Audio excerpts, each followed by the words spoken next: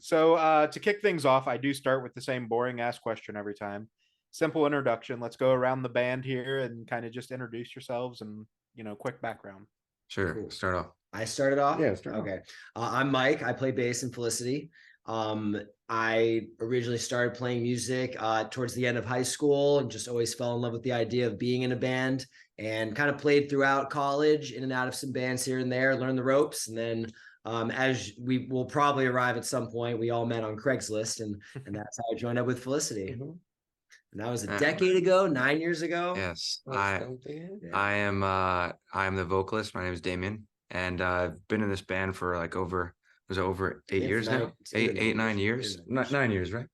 9 years right now. And yeah, I recruit everyone through Craigslist, and we'll get into that at some point. But no, it's been a wild ride, but we're just getting started as a band. We're super hungry, and like that's how we are as people. So like we'll touch more as we continue talking about that. My name's Drew. I play guitar. I'm originally from Maine. I moved down here for college, and about 10 years ago, I met Damien on Craigslist, and I drove to his parents' garage, and we decided to start a band, and that's what brought us here all these years later. Yeah, awesome. Yeah, let's go, Craigslist. Oh, sorry. No, all good. So then you definitely understand, Drew, from like living up in the Northeast. The fucking winter bullshit compared to Florida is just it's not worth it. I'm flying back on Saturday, man. So we'll be dealing with the same bullshit for a few days. I'm gonna be up for like 5 days, and that's plenty. That's plenty. That's more than enough, especially in that area. Like you guys get pounded with snow over there. So yeah, I was at the Patriots game on Christmas Eve last year, Patriots Bengals, and it was -7. The tickets were basically like free. Like they couldn't pay people to go to this game, and it was brutal. God, it was brutal. Hell no. Yeah, Hell the wind show was -7. It was brutal. Yeah, I complain at like 50 over here, so like I can't. I complain when it's 50 here too, dude.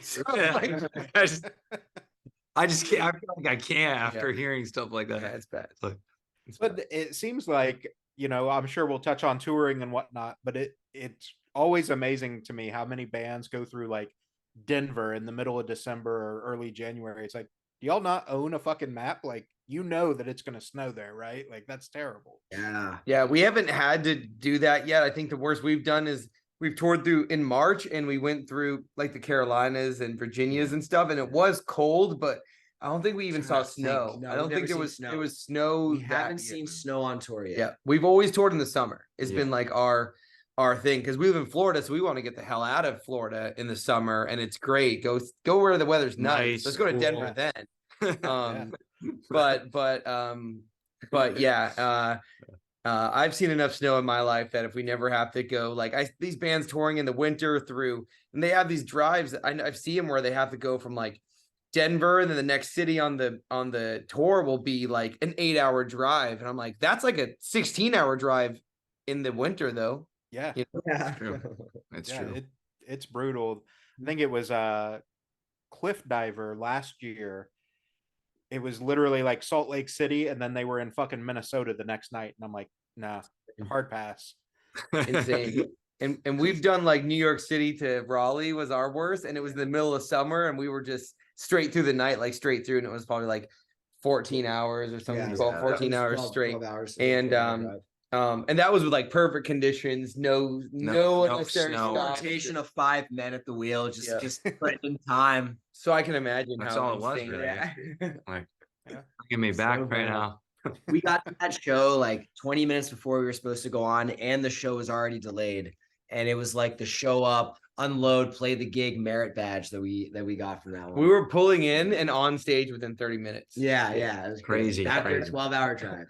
Yeah, that's absolutely nuts. And that's one of those like kind of the unsung thing, right? Like a lot of casual fans have no idea about that type of stuff that happens. Like the assumption is you're in town all day, you got to relax and kick your feet up, and it's like, nah, we were racing the clock to get here. Yeah, it's the way it should be. But you can never show them. You can never show them if you're tired or anything like that, because a lot of the fans, sometimes they make those drives as well, you know, like 2-3 hour drives, and you're like, I can't be complaining about this drive that I have to do. You know, I just have to make sure that they're entertained and they have fun. You know what I mean? Yeah, absolutely. And I've said it before on this podcast, and I'm sure we'll get into it as well. But like that energy that you get out of a live show, there's nothing like it, right? So Definitely.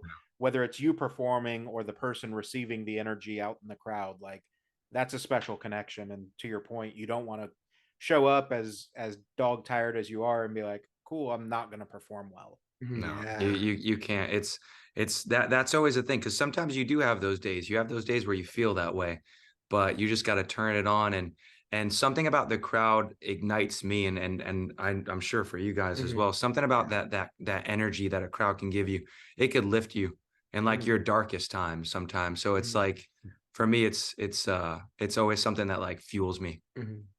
Yeah, dope. So for those that aren't familiar, let's talk about the Craigslist thing for you guys. Way back in the day, that was a super popular thing. But Yeah. now I don't know. I assume it's probably Instagram that kids are connecting with each other to start bands.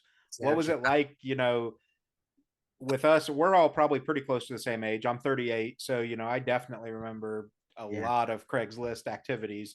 And Oh, so without a doubt, yeah. Walmart meetups to buy something because it's a public spot. Like, yeah. Right. Yeah. So what's it like, meeting strangers from the internet in a time when it wasn't like kosher to meet strangers from the internet? Well, to the previous response, it is still, by the way, a thing. People still do this. I was in Ohio a couple weeks ago, and I was talking to another musician, and he was just basically saying how he also met all of his band through Craigslist. So it's still a thing. I thought it was also like done, Yeah. but like, so it's still a thing going on. But to the point of like how kind of we all met at some point, I was like, I put out a Craigslist ad. Andrew was the first one that replied to that ad, and it was just basically saying like bands that I was into, and if you wanted to come over and jam at some point. And he really liked a lot. I think Finch was the one that really like put him over the edge, and he was like, I got to give this guy a chance. So he came over, and like I said, it was just in the garage. You never know. It's always a little awkward. You're like, how's this gonna go? Are we gonna like each other? Are we gonna like find out that we, after playing Finch, we're like, okay, we have nothing else in common, or things like that. So it's always like a weird thing, but we both had this hunger and desire to just like want to play shows, write good music, and just get on stage as quickly as possible. So like from then on, I saw that like me and him had that same mentality. So we just kept grinding. But we had these other two guys in the band that I didn't meet from Craigslist. I had knew them from like my job, but they weren't serious about it. So back to Craigslist I go. Put up my post. This time we had played Warped Tour, like the Battle of the Bands. We had won that competition. So Like the we side got stage, it was. So, but it was like, I think it was 2014 or 2015. 2014, yeah. And we had got some cool pictures from that. So I was like, oh, let me put this up on Craigslist. Hopefully someone's like, these guys have to be somewhat serious. Next if they're summer like will be the 10-year anniversary of that. of the 2014. Next summer will be 10 years. And that with show meant a lot, man. With that Craigslist post, that medium grade, just Damien singing out there, our drummer like mid position, but doesn't even look that cool. And in the background, it says Ernie Ball. It says Warped Tour. Right. And that I had been in for a long time had been finished for maybe 6 months, and I still always wanted to be in a band. And I was contemplating just leaving Orlando, going, okay, there's other music meccas. I don't have any like reason to really stay. And on a whim, I'm just like, fuck it, let's go to Craigslist again. And the last thing my previous band did was record a music video that was done very professionally. So when I was looking through and I saw the post that Damien made, and I look at the bands that he had listed, I'm like, I'm not really into those bands. And then I went to the one recording that was on, what was it? Was it actually a MySpace link? No, it's probably maybe Pure Volume. Pure Volume. It might have been Pure Volume. Pure Volume used to be another thing. Yeah. Be on. And I listened to the one track that was on the Pure Volume, and it was like really not a good recording. But I knew that they had done something that my band had not done. So clearly the work ethic was there. And I had at least learned that much, that if you can find the work ethic, then everything else can fall into place. So I emailed Damien. I included the link that had the music video because I'm like, I might as well flex and be like, I got this. This looks cool. And then It's important. within the hour, I get an email back from Damien asking for a phone call as soon as possible. And he's a go-getter with that. He'll hop on the phone with you real quick. And we just had this conversation about values and goals. And a few days after that, I went over to the garage, the infamous garage, and we had our first jam session. I did learn the Finch song, the main, the like cornerstone of the band. And Damien was most impressed that I showed up with a little notepad where I had just written down like the finger positions and the tunings of it. He's like, "Wow, you actually came prepared." I'm like, "Yeah, I come." Just that great. He actually said this perfectly. That's great. But just so like all the viewers know, like it wasn't just like acquisition, but like we went through a lot of people. Oh yeah, we're well skipping we went through a lot of people. But so for me, like when you said that, like I was really impressed because a lot of the guys that came in barely knew the music. They barely like took the time to like learn any of the songs that we said, hey, come over so that we can, when we're jamming together, we have some idea and some type of organization when it comes to things. So like, so that was something for me that was like, I thought that was very like admirable from him, like that he took the time to do that instead of just coming like underprepared. So that's how I knew that was something that would probably last from that experience. And just also, that's why I also call too. Like I want that phone call. Wants to hear I on want the phone. I want to gauge because if you want to get off the phone within 2 minutes with me, probably you don't really care too much. I got to be honest with you. So and like maybe people will say I'm pretty direct when it comes to those things, but like I prefer to not waste like the band's time and our time, because being musicians, it's very valuable. And like I prefer not to like be in a band with people who don't really care and things like that. So, but anyway, that kind of like resulted in that. And then we found Corey, and then Rashid, we did not meet through Craigslist. We met through a promoter, our favorite promoter, Marshall. And so that's how we got Rashid in the band. But for the rest of us, it was a Craigslist miracle. The origins are Craigslist miracle. Yes. That should be a song. Yes, I like it. There you go. Yeah, that's the next one. So I think you're right too. Like there is something about talking to people on the phone or even in person and like gauging that reaction, because far too often, you guys have obviously experienced it as well, you get these people that their goal is just playing local shows. They don't ever want to go beyond that. They don't want to tour. They don't want, grander aspirations. And it's unfortunate because you're kind of handcuffed at that moment, and you have to make those sometimes really difficult friendship decisions as well, that, hey, if this isn't the right thing, then we're going to split, So for you, like, obviously you've touched on it. Talk about the importance of, for younger bands, finding those key members that are 100% on the same level as you in that vision.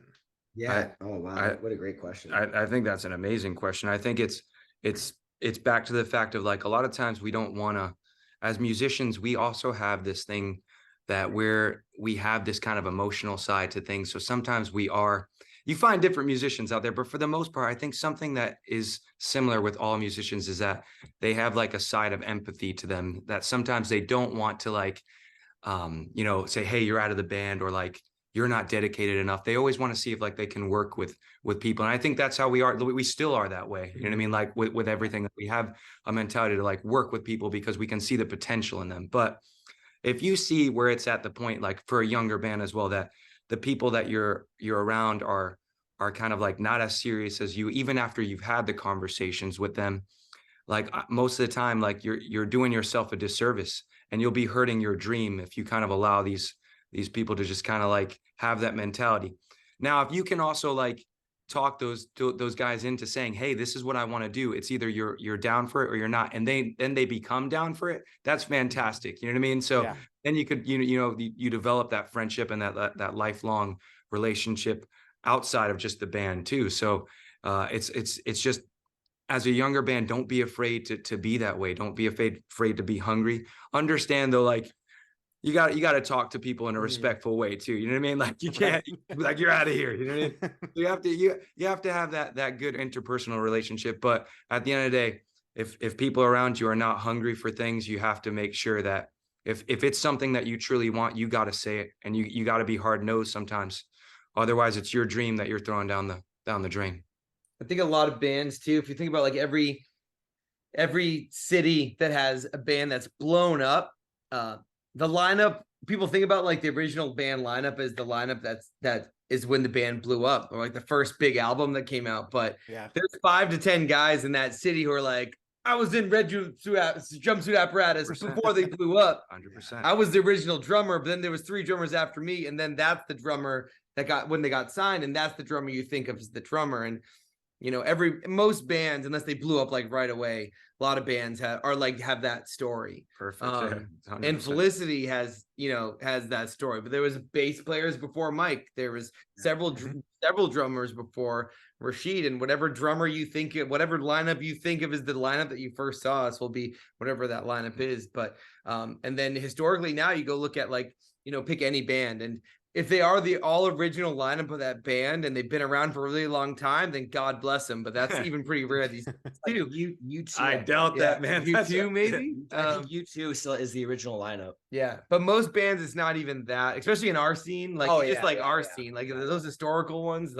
That's even dying. We were like, you know, even in our scene, you know, it's rarer and rare. But we used to tell that to bands all the time. It's just like, you know, they're like so stuck on their lineup, but I'm like, I promise you, this lineup will probably not be the lineup, and it's probably 2 or 3 of you, or maybe 1 or 2 of you guys who are the true guys who will probably be there.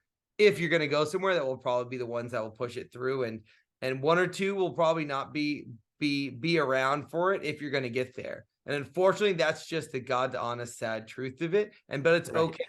But it's okay. Yeah. Every company that's become Microsoft had not had the same people who worked at the startup as the people who were at the startup the day they started the company, or whatever it is. It's just the way life goes. Yeah. If everyone shares the same mission, and that is communicated at the beginning, because I'm also a school teacher. So I teach high school. So I've had some former students who now come back and go, I'm trying to start a band. Can you give me some advice? And I just had one of them do that the other day. And that's the first thing I told him, like, make sure everyone's on the same page so that you're not just blowing your time away if this is what you really want to do. And if they are going to hustle and you're doing this at the age of 17, you're going to be so big 3 years from now if you have that kind of drive. And that's where it begins, because if the drive isn't there, when things get hard, people are going to question whether or not it's worth it. And you have to unequivocally be, nope, we're going to do this regardless of how challenging it is, because there's light at the end of the tunnel. Yeah. And I mean, it's super cliche, especially with you being a teacher, but also like learn from those experiences, right? Yeah, like, exactly. Things aren't going to work out, but you can still walk away from whether it's a failed band, a failed friendship, whatever, and go, cool, I know what not to do next time, or I know that this is better because of it. Yes, Agreed. Exactly. Agreed. Yeah. Let's talk a little bit about the Central Florida music scene, because it's fucking insane right now, right? You guys are just so inundated right now, especially in the pop punk realm. I was just talking to Grayson Zane the other day. You guys have a song out with him. I had Mark from 408 on a couple weeks ago. You know, like, you guys in this Orlando base are just blowing up. What is it about Orlando right now that is just fueling this pop punk fire? Man, it's even more. But if you think about it's more than pop punk for sure. Yeah, I mean, Mag Park. If you want to, Mag Park's in there, and Capstan, Dark Divine. There's just like so many amazing. Meet Me at the Altar. It's insane. It's kind of like there was a wave where before I arrived, the Orlando scene was very solid with a new metal kind of like early 2000s vibe, and then right when I arrived in Orlando, it was kind of taking a little bit of a dip. And there weren't as many bands around. This was like 2009-ish. And it was just like, okay, where's the scene going to go? And then just like the stock market goes down before it's going to come back up, all of these new musicians were just sort of coming to this area. You got good weather, easy living, cheap living, and now give it some time, and these musicians all started forming their own bands, and certain members crisscross here and there. Like there was a time where one my old band needed a guitar player, and Andrew was looking like that. Everyone was just kind of working in the same scene. But then once those musicians all settled into their bands, now you get, you know, your 408 that's been around for a minute and they're popping off right now, and then newer bands like Hungover, but then Capsing has been here for a minute. So a lot of these guys have been in each other's bands or previous bands with each other too, and it just kind of takes a fun. Finally, everything's just catching fire for what has existed in Orlando for such a long time. And I think one of it is a lot of us all work out of the audio compound, which is some amazing producers and songwriters. Yeah. Sure.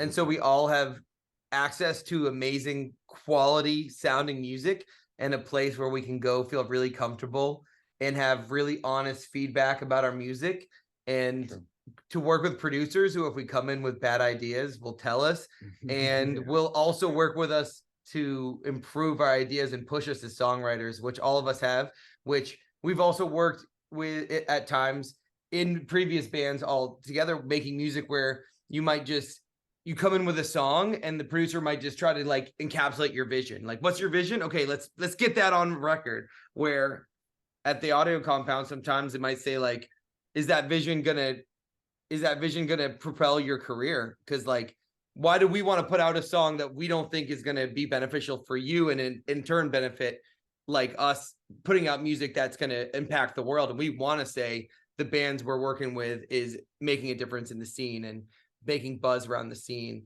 which is what all of us want. It's a win-win for everybody. So I'd say that's one of it, is working with Andy, and we all work with Andy. A lot of us work with Andrew Wade. We work with a lot of great producers, and most of those bands I think have all done at least a song or at some point worked out of the audio compound or and so much you perform. And then I think the other half of it is because all of us are to some extent having some success, it breeds a lot of healthy competition to where if any one of us were in another state in Fargo, North Dakota, it would be so easy to just get complacent, feeling like you're the biggest band in the world, where all of us are always like, well, what are they doing? What are they doing? What are they doing? What are they doing? And we always kind of feel like we have to be on this next level. We have to be on this next level. And all of us feel like it's actually possible, where sometimes being stuck in a hole in a small town or a city, you may feel like a local band, but none of us truly ever feel like you're stuck as a local band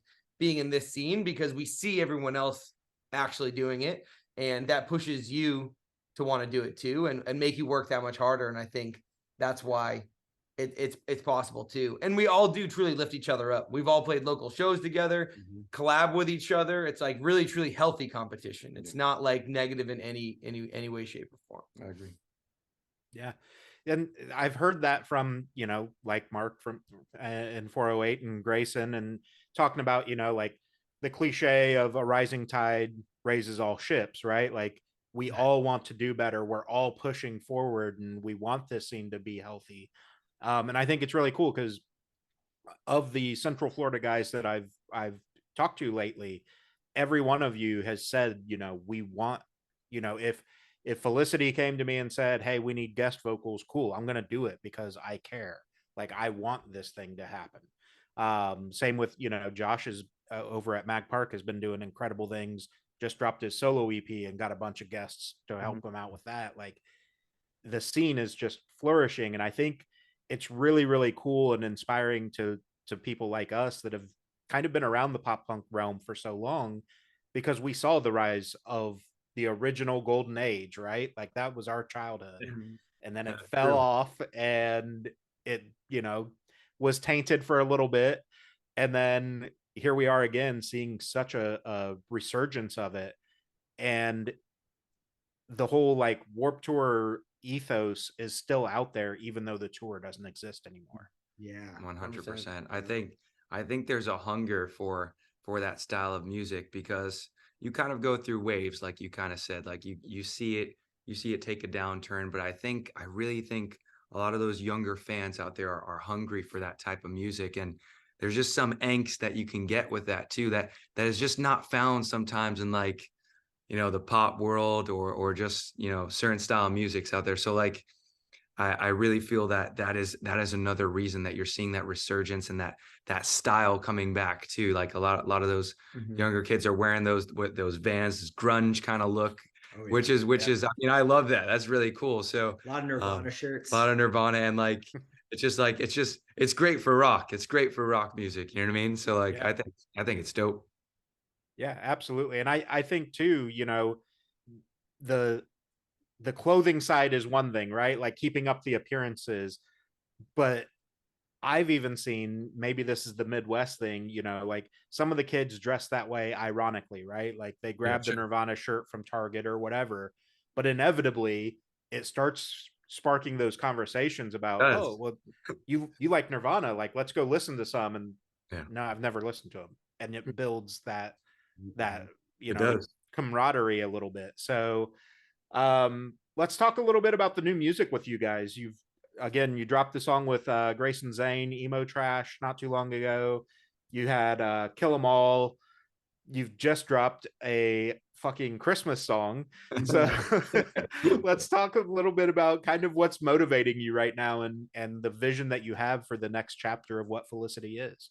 Yeah, I mean, it's all over the place, to be honest with you. It's we call ourselves trash rock because basically there's so many different genres. You throw it in something, you mix it together, pick something out, and you're gonna get pop punk, you're gonna get screams, you're gonna get metal. So like for us, like there's nothing off the table as a band. All of us come from different influences, and all of us kind of listen to each other when we're like, we want to put these styles in our music. And if it inspires us and we can pull it off well and make it come together well, where it seems organic and it seems authentic, then we're gonna do it.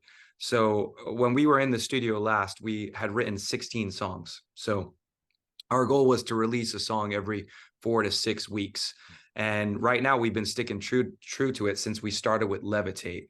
So I forgot when we started that, like June. So ever since June, we've been releasing a single every 4 to 6 months. 4 to 6 weeks. Yeah. What am I saying? And it seems that way sometimes, but like, but yeah, so like we were just making sure that we put out, different styles and stuff like that. When we went in the studio, our idea was just to write all of these songs so that we have a bunch of music, because we're living in a scene as well that people are hungry. They want to hear something new and they kind of forget as well. So we didn't want to drop an album. We just wanted to release singles each time and like just make sure that we keep people like hungry and like ready for the next Felicity track. So our thought process with doing the Christmas song, to touch on that, was like, let's just have fun with it. Let's just drop something that we think our fans would enjoy. Let's do our own style to it and see how it does. And like we had a ton of fun shooting the music video and the clip that we put out. So it's done really well so far, and like I think a lot of people have been enjoying it. But yeah, what do you guys think as well? Yeah, I think we're kind of being very like opportunistic right now. We have 16 songs that we've been releasing, but the opportunity to do a Christmas song kind of popped up. Well, why not? I mean, it's appropriate. It's just another song in the bank, might as well. And as we keep releasing these singles, if we don't have a gimmicky song to kind of throw in there, well, let's blow it up with some really good content, maybe release a t-shirt in conjunction with it, and just find ways of making every release a very big celebration and spreading that out in that 4 to 6 week time period. That's just been sort of the goal for about 6 months to a year now. And we can keep doing this for the next year, or who knows, maybe, for example, the Between You and Me tour that appeared because of the hustling we've been doing with sticking to this cycle. So who knows what the beginning of 2024 or even after the Between You and Me run, what opportunities might come our way. And if nothing is really presented to us, well, guess what? We still have more singles we can keep releasing and still keep the train moving. So it's kind of like, we're just going to do the plan and be adaptive to anything that kind of comes our way that is a really good opportunity. And then, hopefully people are listening who are like, wow, let's go check out this band. They're still like independent right now. Let's help them out. They don't have an agent. Let's help them out. Like all of that stuff can possibly happen from just sticking to the schedule. Sure.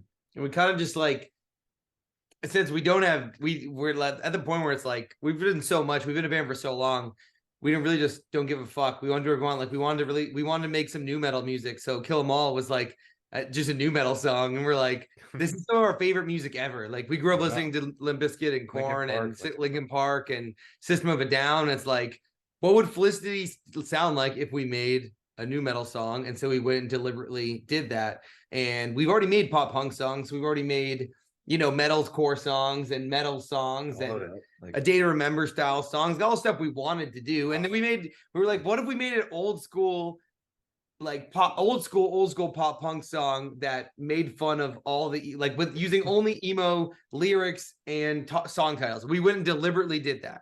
And like, we were doing all the deliberate things we wanted to do. And we have a bunch of more of those deliberate style songs coming out on like in the next year. So we still have so much, like Last Christmas, Emo Trash, and we just recorded a song 2 weeks ago, are all like on top of the 16 songs we already did too. That's true. So we've just been focusing on, let's just be releasing music as much as we can, take as many chances as we can, and just do as much as we can, enjoy ourselves, and the opportunities will come from there. And before, I feel like we were really focused on, we have to put out an album, and the album needs to have this many songs, and it needs to do this and this and this, and we're so focused on feel cover to cover. We were so focused on like artsy. We were focused on a destination where now we're focused on a journey of just like, let's just record a shit ton of music and then focus on releasing a song every 6 weeks and then focus on just those 6 weeks. And we're literally living like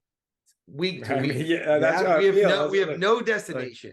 Like, if something comes, it comes. People are like, oh, are you guys gonna release an album? We're like, we don't know.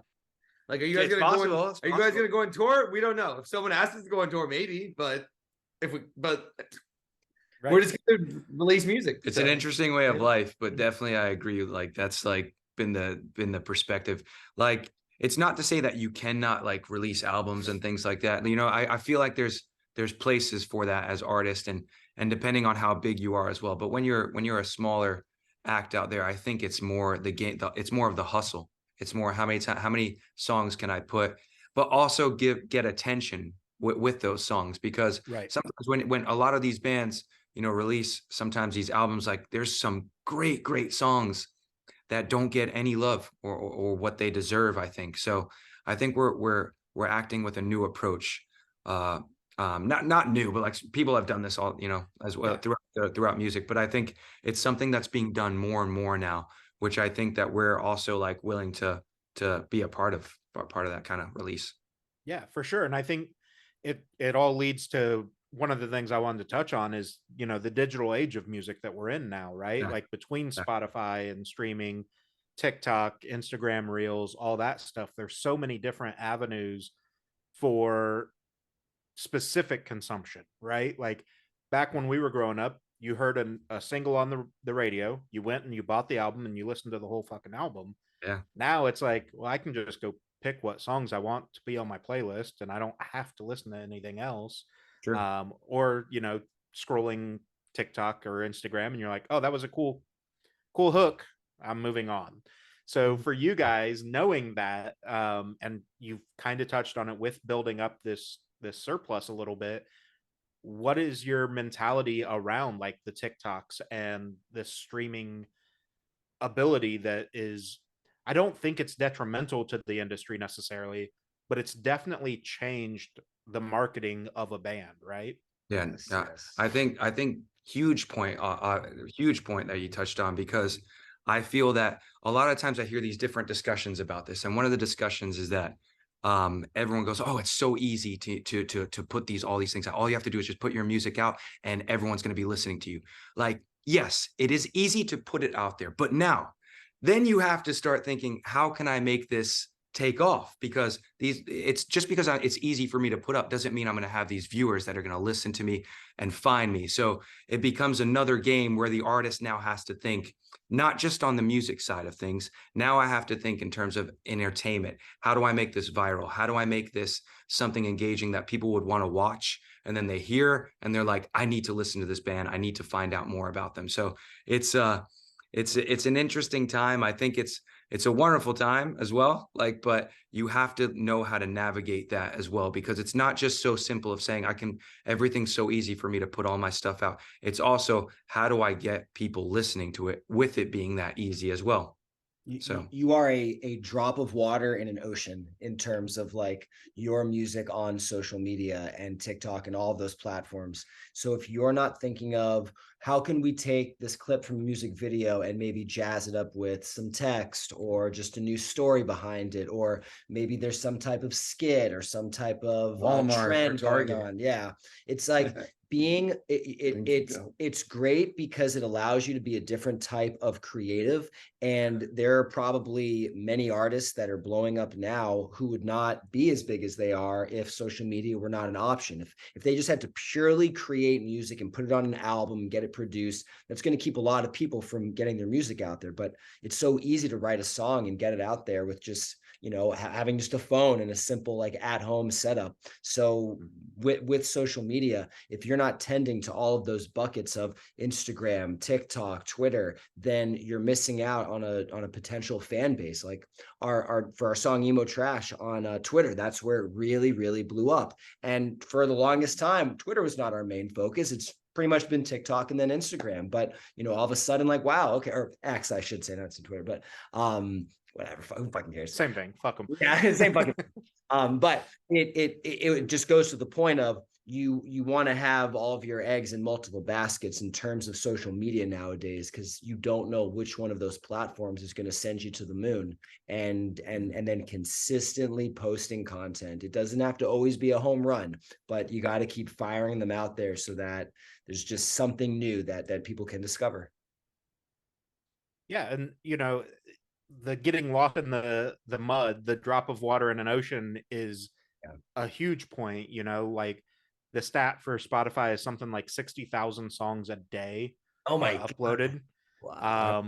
And I forget, I know when I was talking to Mark from 408, we talked about TikTok, and it's something like, it's a absolutely asinine number. It was like 38 million posts per day or something stupid like that. Like it just doesn't make sense. So to your point, like, yeah, that's exactly, you're asking to be struck by lightning is all this is. Yeah. Yep. I think a lot of it is some of the best advice we got, which we've definitely taken to heart and we passed along to other bands, is we had a call with someone at a record label years ago, and what he told us was like, you don't want to, you need to stop thinking yourself as a band, and you need to start thinking yourself as what you have to be in this day and age is an entertainer. And the example he gave us was like Jimmy Fallon. Like, you have to be able to sing and act and host it. At night you have to host the Tonight Show, but on that show you have to sing, and then you have to do a silly game, and then you have to go act in a movie, and then you have to go host the Oscars, and then you have to just be able to do anything they need to do. Maybe you have to do a dramatic role later too, but you just have to do all of it. And if you just want to be in the band, then good luck. But the labels and the audience, everyone wants you to be an entertainer, and you can stick to your wheelhouse and find your niche of how to entertain, but you have to entertain. And they want to build a genuine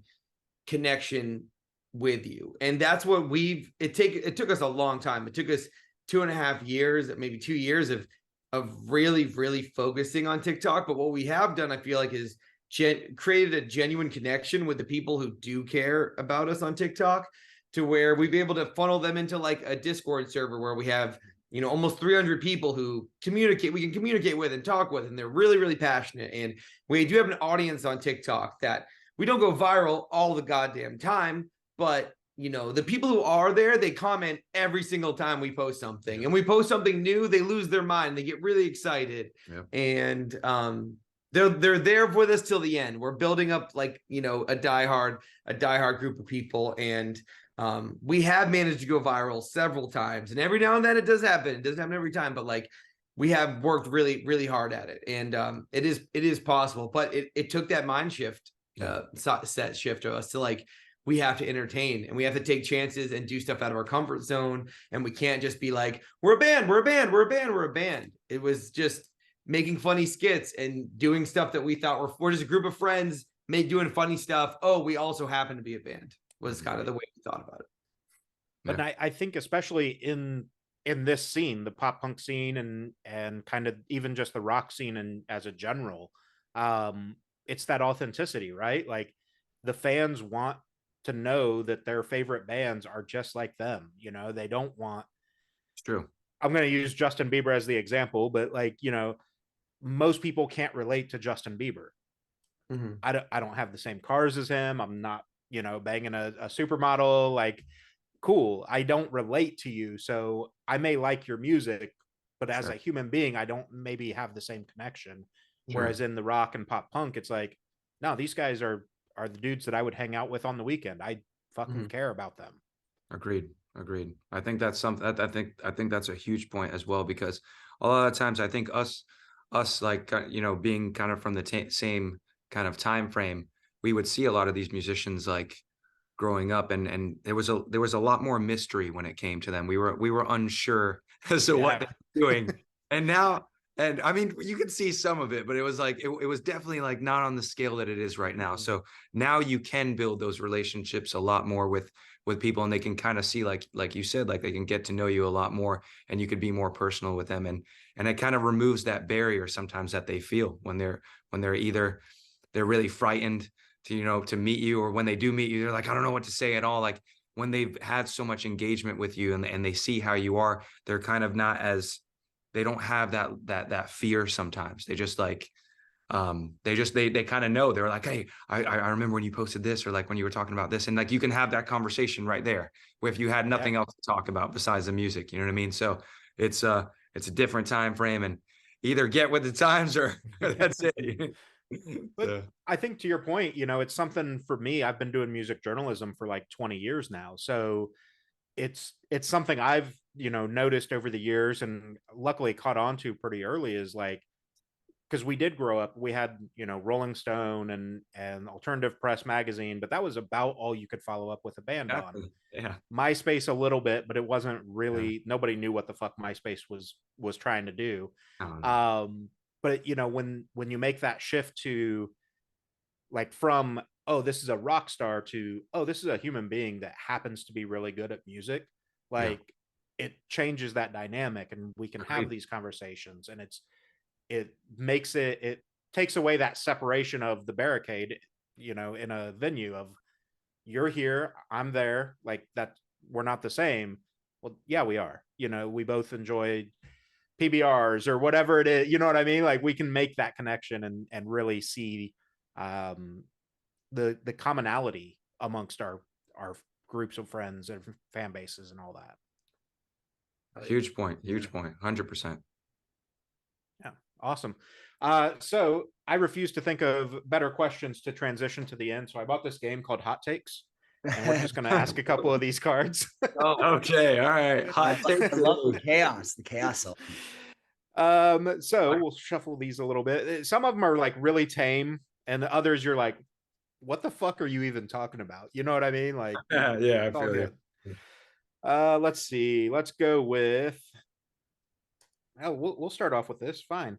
I'd rather marry a hot person with a mediocre personality than an unattractive person with an awesome personality.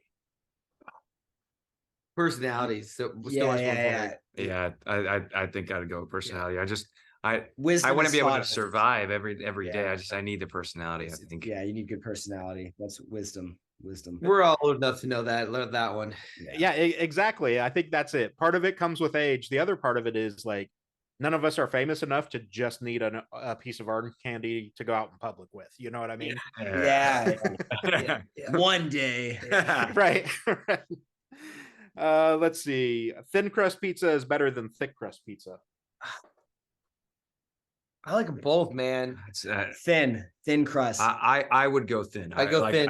If I'm being honest, because when it's seasoned right and it's like cooked perfectly, like Mm. I always go for less dough in that regard, even if it's a really good thicker crust. more Like flavor, dude. I know, I'll give me more of that sauce flavor, more of the cheese, and the dough can mask some of that. But we have that Chicago deep dish, and it was really fucking good. I'm saying like this. So Yeah, but like good. if I'm talking about this is more like what I do know, you I want see. daily? If Yeah, I'm going thin. If this is daily. Yeah, I agree. I think, and that's with me being 2.5 hours away from Chicago. Like, if I'm just eating pizza, thin crust is the way I want to go. Exactly. We can have more of it too. Like the deep dish will fill me up in like 1 or 2 slices. But that's what I was going to say, especially like on a show day, right? Like, Yeah, no. Eating the deep dish, you're fucked the rest of the night. I've made that mistake. Gainesville. Yeah. Anyway, yeah. Yeah. Dentists are being dramatic about flossing. No, I'd say no. They seem to say it every time, but not really ever like make that to do anything about it. You That's know? true. Sure. They're just like buy something. Yeah. I feel like they should give us like some floss. Yeah. I once let my teeth get bad enough without flossing enough where when I went in, they were like, we're actually gonna have to have you come back in 2 weeks because we can't get all the Ooh. done. Oh my God. Yeah. And I'm like, really? It's not bad. They're like, well, yeah, it is pretty bad. And you were pretty close to having gingivitis. And then that scared me into flossing. So yeah. Okay, well, that's trauma. Exactly. Yeah. When you trauma from it. I think one of the funniest things, it sounds like it's from a sitcom, but I really did this to one of my dentists years ago. Went and had my, annual every year or whatever. And they asked me, well, when's the last time you flossed? Like, your teeth are looking really good. I was like, I don't know. You guys were there the last time. Like, legitimately, I hadn't flossed. Like, That's a good whatever the one. last date was. Do you brush 2 times a day? One time for me. Wow. Now you ready for this crazy shit? Really good I've brush. never had a cavity. Really good brush. Never had a cavity. Wow. 38 years old, never had a cavity. Brush once a day, never floss. That's It's like, a really good brush That's though. It's it. giving it like So maybe the dentist is being dramatic the then. dentist. must Yeah. be dramatic, yeah. Okay. All right. Sock shoe, or sock shoe. Sock, shoe. So, wait, what? Do you put on your Basically, do you put on one sock and then that shoe, or do you put both socks on then your shoes? both socks? Oh, and definitely. Yeah. shoes? Sock, socks, then the sock, shoes. shoe. Why are my socks? Wow, are different okay, I brands was- than my shoes? Who would do sock, shoe, sock, shoe? know. You're a It's a thing. psychopath. It's a thing. That's Apparently. a psychopathic You move. have to be a psychopath. That's my thought. Because, like, Sock. here's the thing: if I put on both socks and something happens, I can still run, right? Like, I can Yeah. still. But if I have one sock and shoe on and a bare foot on the other, what the fuck is happening here? What are you? That must Yeah. be like an OCD thing. Like people with Yeah. OCD who can only do things one at a time. They have to like complete the right. I foot. feel like I have to try that. I'm gonna now. try it I tomorrow feel like before yeah. work. Tomorrow. It's gonna throw off your whole day. I hope something interrupts me where I have to like stand up. It and might be film it. efficient. I don't know. We'll see. We'll see what Maybe, happens. yeah. Like, Yeah. I don't know. Let's see. Let's go with trying to find a good one for the last one. I feel like stories will come out of this one. Yeah. The most embarrassing things I've done, I did while I was drunk. Oh, oh, Probably. ah. All right, this is always a good. This when Andrew was really okay. Andrew was really drunk at a show because it was his birthday, so it makes Oh, man. sense.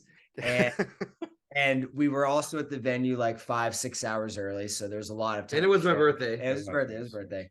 And during the show, and this was when we only had one guitar player, so it was just Andrew on guitar, me on bass. And he drops his pick, and all I see as I look over, because I hear no guitar for way too long, is him Same. just the guitar's behind his back, and he's mid squat, like trying to pick it up with his fingers, just like a claw machine, and it's just miss. I was probably like to the left of it, to the right of it, to the left of it, to the right of it. It's like there's probably three Incredible. kicks on the ground. Yeah, and probably the most signature inebriated time on Yeah. stage. I don't think any of us has had. I don't think I've been that drunk on stage ever. That drunk on stage.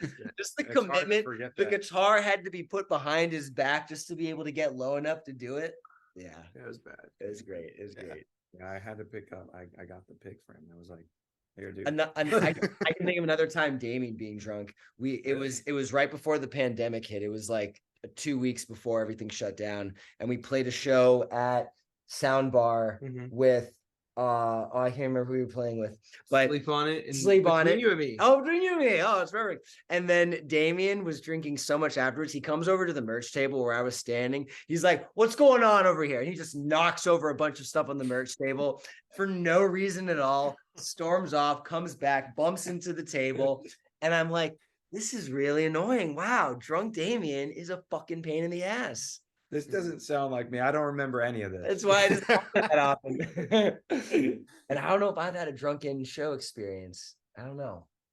No, I think it was more of an edible experience. for Yeah, you. probably an edible. Yeah, it's definitely an edible experience. That's for sure. Yeah, So, we- well, then I have to tie that question in. Would you rather play high or drunk? Drunk. oh, Drunk. yeah. I'd be terrified to play high. Man. Well, I mean, Too high or too drunk? Yeah. Higher than you should Yeah. be or drunker than you should be? Yeah. I'd rather play drunker than I should be. Okay, yeah, I'd rather be drunker than that's true. Okay, yeah, Yeah. stronger than I should be because I do that. I've done that so many times. All right. Then then here's the story for me because I burned both of them. So this was maybe a year ago, What is this and gonna be? it was the one at the social. Oh, got it. At I the remember social. exactly. So somebody else who was at the show, I smoked with before the show, like maybe a good 40 minutes, where it's enough time before we go on Yeah. stage. And then our sound guy showed up, who is just a puff of smoke wherever he goes. And he's like, come on, man, let's just go out back. It'll be real quick. And it was this fat fucking joint. And 15 minutes before we were starting to go on. And I'm like, whatever. Well, it's rock music. Let's just fucking go. And then the next thing I know, I'm putting my instrument on and I'm like, oh, I am way too high right now. This is moving way too slow for me. And I have my in-ears in, and the show we were playing was at the social, which if you don't know it, you're about 5 feet, 6 feet off the ground. And it's a very narrow stage. It's wide, but it's very narrow. Yeah. So during the entire set, as I'm trying to like perform and move, I keep thinking, don't fall, don't fall, don't fall. And because I'm so stoned as I'm playing, I'm also like in my head going, don't fuck up, don't fuck up. You're going to fuck up. You're really high right now. You're making a mistake. Don't fuck up. I'm thinking I'm off the entire show. The moment everything is done, I look at Damien. I'm like panicked. I'm like, how bad was I, man? He goes, dude, you sounded fine. What are you talking about? It was great. And I'm like, oh. And I never again, like I was literally having a panic attack for that entire show. And I definitely be too drunk rather than too high because I thought I was going to fall off the fucking stage. Yeah, that's brutal. It would have been funnier, like the sitcom version of that is you just start playing like reggae bass while they're doing the normal thing. Yeah, Like, that is the thing. Without a doubt. Without a doubt. Yeah. We've never played the wrong music, but Damien's definitely sung the wrong lyrics before. I mean, Yeah, that was- Corey and I did a show in Yeah. Fort Myers where we got too drunk because we loaded in so early and we just started drinking, and the promoter bought us a bottle of whiskey. No, yeah, I remember that. Take all the That was- shots. By the time we played, Corey and I, we just gotten those drop pedals. We kept starting songs in the wrong tuning. Like, Yeah. And it, like the entire intro and the first verse, and I'd be like, Corey, you're in the wrong tuning now. I'd be like, oh shit. Yeah. Like just shit like that. I kept was sick that show And too, you were really and I was sick. like, all right, guys, it's gonna be hard for me to sing today. And they managed to make my life harder that day by not playing the correct We were bad. We uh were really bad. pedals. I was like, oh my god, really this is bad. bad. This is bad. It's gnarly. But that's, that's rock and roll, right? Like you have to have some of those stories to say that you're a band that's accomplished and road driven. So You hear these stories like Motley Crue, they would drink like an entire bottle of Jack Daniels before they'd go on stage, and then drink a bottle while they were on stage. And it's like, how? Not How a good would they- idea. How would they go do it? They were just bodies were conditioned to Yeah. muscle memory, play their entire set without That was water to them. man. without They were like, without yeah. doing it. It's like we had like 4 White Claws, and I was playing an entirely wrong tuning the entire show. And you hydrated yourself with those White Claws. dude. Like- Not built for that life. Yeah. Yeah, Oh my yeah, gosh. yeah. awesome. So kind of the standard outro that I do is giving you guys the floor. Obviously I'll link all the socials and stuff, but where can people find you? What can they look forward to? Kind of use the last however long it takes you to promote whatever you want to promote and just kind of build it up. Yeah, follow us at We Are Felicity. Make it super easy. FELICITY should be linked everywhere. We're going to be releasing music all of 2024. We're going to be on tour in March. Right now, the week of dates we have with Between You and Me are announced, and we're also going to be announcing some more dates that are going to be like headline dates the week before that. So just keep an eye out for that. We do have one show announced in Orlando, Florida. Our next show will be January 19th in Orlando, Florida. And then we have our tour in March coming up. And then, we'll be releasing music right to start off. 4 to 6 weeks, yeah. in January. Hopefully, we'll be Couple releasing our cool- next couple song. cool features. coming Other up. than that, go listen to Last Christmas. If this is out, if it's still Christmas Yes. time when you're listening to this, Yeah. go listen to it. If not, I feel like that song you can listen to year round. Yeah, If you- Yeah. Summer. I don't feel like it sounds Christmassy. I feel like it's just a bang. Yeah, totally agree. Yeah, this episode will be going live. Supposed to be on the 27th, but I think I'm going to drop it on the 22nd so that people, are traveling. They can listen to something while they're Awesome. getting Let's the go. Hell yeah. family and whatnot. Let's So go. Do it. And then, listen to Last Christmas. And if not, then we have a lot of music we've released so far this year. A lot of songs you can go check out. And then, stay tuned for just lots. We're going to try to be busier than we've ever been in 2024. And I think, considering we didn't release any music until 2023, until June, and it was our busiest year ever, I expect 2024 to definitely be our busiest year ever. I would agree with that. That's I'd true. agree with That's that. very true. Yeah. Well said. yeah, awesome, guys. I appreciate your time. I'll keep you posted on this going live and everything. And I'm looking forward to seeing you out on the road soon.